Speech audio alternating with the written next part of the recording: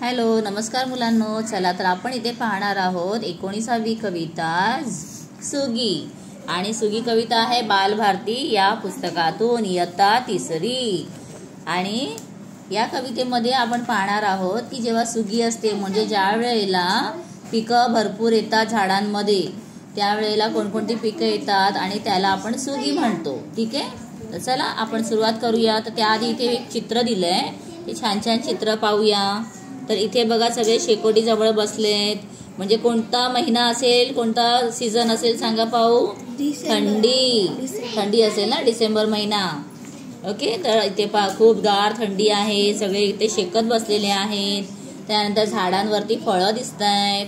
इथे पक्षी पण आहे. तर हा कोणता पक्षी आहे? पोपट. आणि इथे झाडामध्ये चिंच. वाव, तोंडाला पाणी आलं का नाही? चला सुरुवात करूया. रानातल्या बोरीला वाजून आली थंडी, काट्यांतून लगडली बोरे 7 खंडी.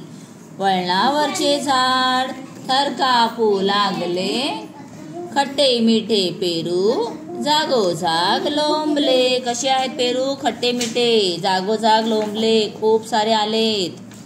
ओली चिंब झाली हरभऱ्याची राने, पानांतले पोपट गाऊ लागले गाणे. तर आता पोपट जे आहे ते काय करते? मिठू मिठू असं करतो ना, तर गाणं म्हणतोय जसं तो. चिंचेचे हात पाय काकडून झाले वाकडे. आता चिंचेचे हातपाय काय झालेत? वाकडे झालेले आहेत असं म्हटलंय. जाळीतून डोकावले गाभुळले आकडे. तर हे पण ना एक प्रकारचे गाभूळ असतात आणि ते असे गोल गोल असतात.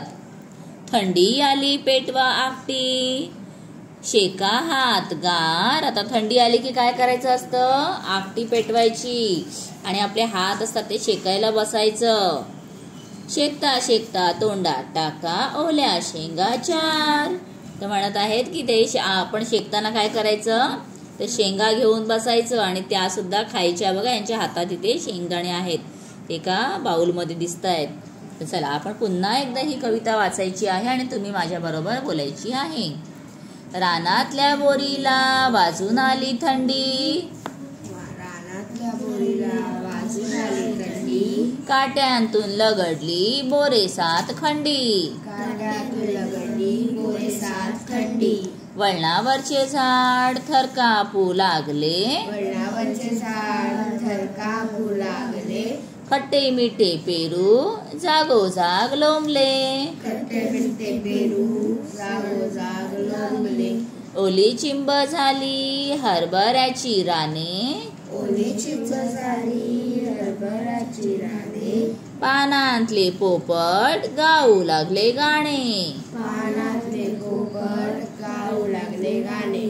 चिंचेचे हात पाय काकडून झाले वाकडे, चिंचेचे हात पाय काकडून झाले वाकडे, जाळीतून डोकावले गाभुळले आकडे. जाळीतून डोकावले गाभुळलेले आकडे.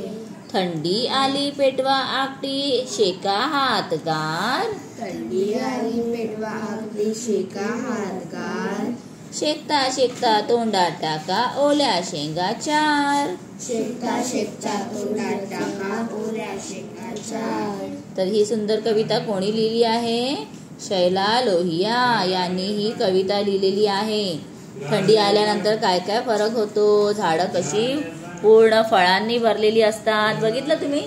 थंडीच्या दिवसामध्ये ॲपल्स पण खूप मिळतात, तर आपण खूप ॲपल खाऊ शकतो त्यावेळेला. द्राक्ष येतात. तर अशा प्रकारे ना हे सगळे सीझन्स असतात. तर आता इथे काय दिलेलं आहे पहा शब्दार्थांमध्ये. सुगी. सुगी म्हणजे पिकांचा हंगाम. लगडणे म्हणजे बहर येणे, खूप सारे येणे. त्यानंतर खंडी म्हणजे काय?